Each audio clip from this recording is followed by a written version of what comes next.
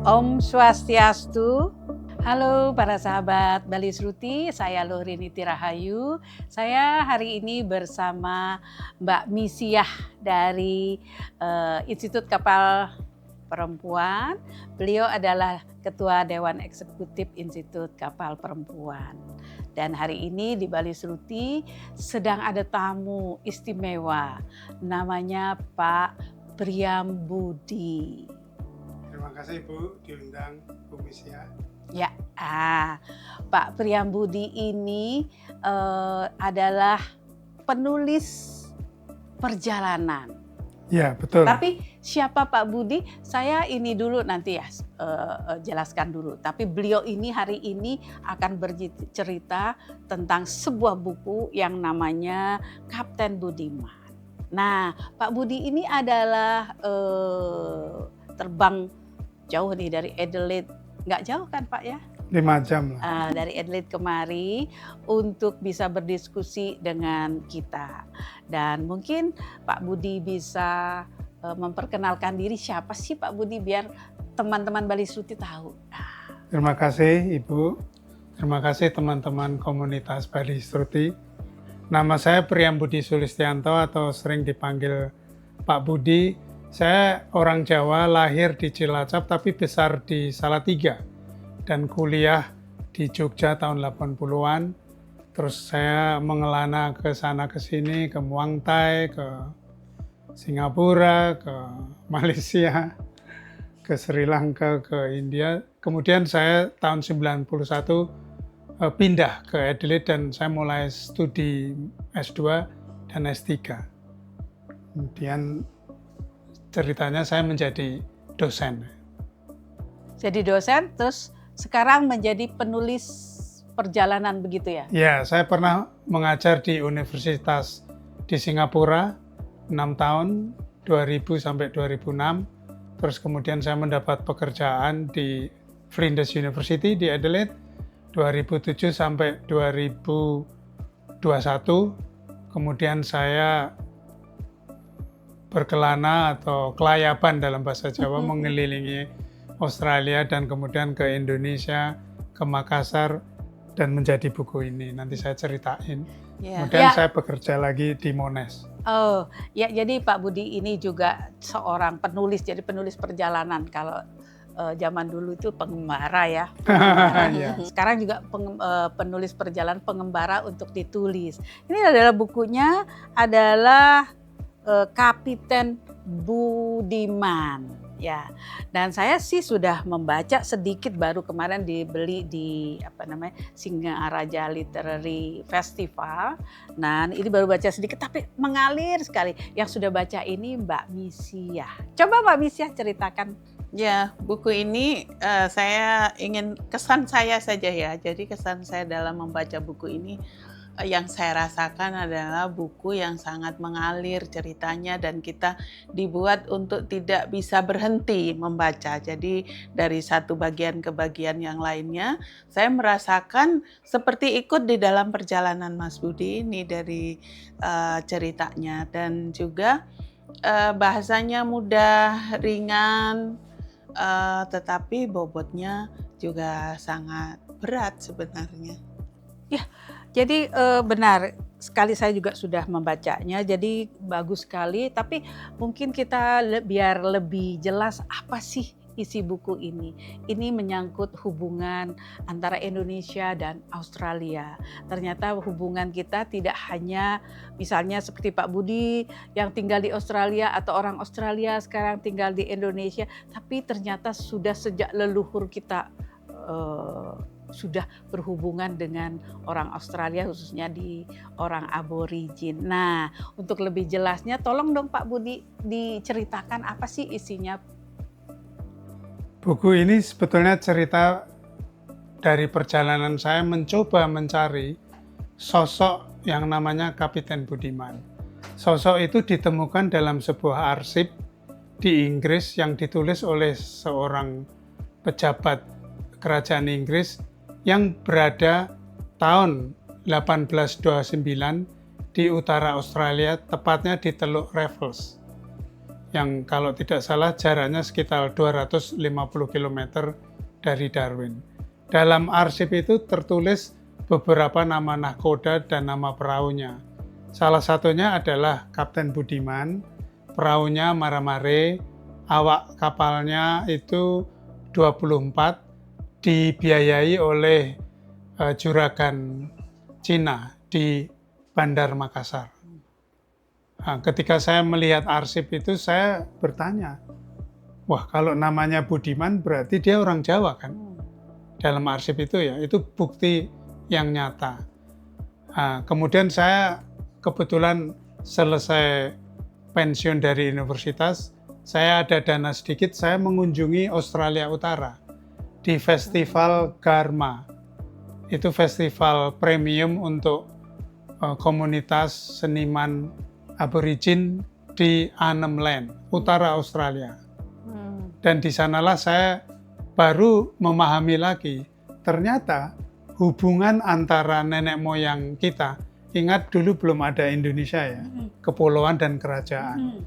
Dari Makassar berlayar menerabas utara Flores, Alor, Rote, sampai ke utara Australia dengan perahu Padewakang. Ini ada gambarnya di sini, perahu tradisional yang dilakukan mungkin 1 bulan, terus kemudian di sana mencari timun emas atau sea cucumber, dan di sana diproses selama 3 bulan, 2 bulan, diasapi, setelah kering dibawa kembali. Timun emas maksudnya teripang? Iya, teripang. Ya, teripang. Teripang dibawa kembali ke Bandar Makassar dan tidak berhenti di situ, dan diekspor ke Tiongkok, ke Guangzhou atau Fujian. Itu cerita yang masih misteri. Kembali lagi, sosok inilah yang saya cari, dan pencarian saya juga nggak hanya berhenti di situ. Saya juga ke Jakarta, ke Batavia ya, Museum Maritim ya, apakah ada jejak-jejak di sana. Dan saya juga ke Makassar. Di Makassar pun saya tidak hanya di Makassar, tapi mengelilingi jalur tepi laut sampai Tanjung Bira di Bulukumba. Nah, itu cerita-cerita itu. Dan tentu saja dalam cerita perjalanan nggak cuma topik yang berat. Saya juga ngopi, saya juga makan, ketemu orang. Di Australia pun saya juga bertemu banyak orang. Ya, jadi ini buku ini sebetulnya jadi adalah menceritakan, Pak Budi menceritakan bagaimana hubungan kita, nenek moyang kita, belum ada Indonesia ya sebetulnya, hubungan kita dengan Australia. Kapten Budiman dengan orang-orang aborigin dalam jalur teripang. Kalau di Eropa ada jalur rempah, ada jalur sutra. Sekarang yang antara kita ke Australia ada jalur teripang. Jadi buku ini tentang nenek moyang kita yang orang Jawa ya, Kapten Budiman, yang diambil diceritakan berdasarkan dokumen-dokumen sejarah yang dicari oleh Pak Budiman. Jadi keren sekali ya, ini sebuah pengetahuan bagi kita, bagi anak muda setelah kita menjadi Indonesia. Nah, Mbak Misi, kira-kira buku ini apa sih maknanya bagi kita ya, orang Indonesia setelah jadi orang Indonesia? Ya, kita menjadi tahu tentang sejarah antara hubungan Indonesia-Australia, dan sejarah itu kan selama ini tidak terungkap oleh pengetahuan kita di buku-buku maupun di sekolah gitu. Jadi kita baru tahu, saya juga baru tahu ini awalnya saya Kapten Budiman nih. Siapa sih sebenarnya ini? Kapten Budiman, apa ini sosoknya Mas Budi gitu kan. Ternyata ini sebuah sejarah yang dihidupkan dari berbagai literatur tentu saja ya, tapi ditulisnya dengan sangat mudah ya gitu.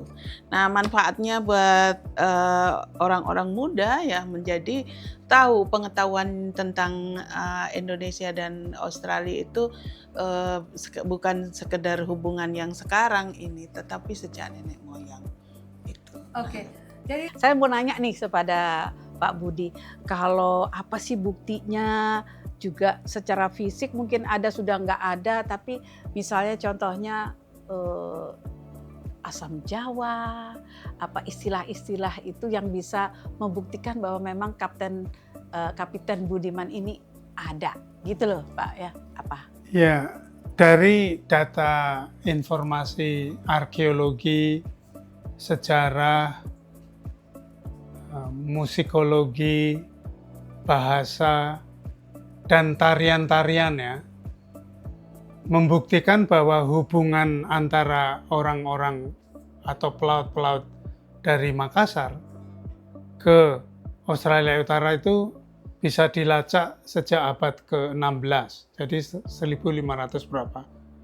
Namun ketika saya ke Arnhem Land, ya, saya mendengar dan berdialog dengan orang di sana bahwa ada kata-kata dalam bahasa Melayu. Dulu kan belum ada bahasa Indonesia ya kan, kita 908 kan dideklarasikan. Waktu itu bahasa Melayu menjadi bahasa lingua franca yang menghubungkan dan dipakai oleh para pelaut. Ada kata-kata misalnya untuk orang kulit putih ya, orang aborigin di Australia Utara menyebutnya sebagai Balanda, kan seperti Londo atau Belanda di sini. Sebutan untuk mata uang dolar Australia ya, itu rupee.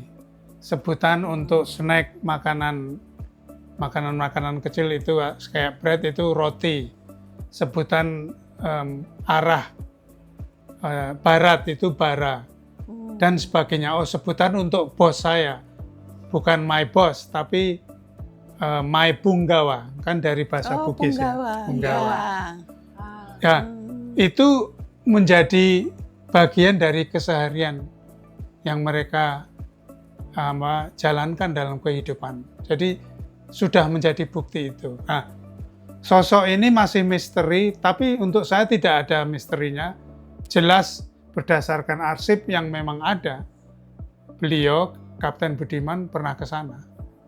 Nah, sekarang data-data yang terbaru saya baru mendapatkan sebelum saya ke Singaraja atau ke Bali ini. Tulisan-tulisan yang menyebutkan nama Budiman nggak sebagai Budiman lagi, tapi Bujiman. Butjiman itu nama-nama yang Bujiman itu sebagai nama yang dipakai oleh banyak klan di Australia Utara, khususnya di kalangan orang aborigin. Dipakai untuk nama klan? Iya, nama orang atau dipakai klan ini sampai ada nama sekarang. Bujiman. Sampai sekarang. Orang di daerah lain juga ada Bujiman. Mungkin dari situ.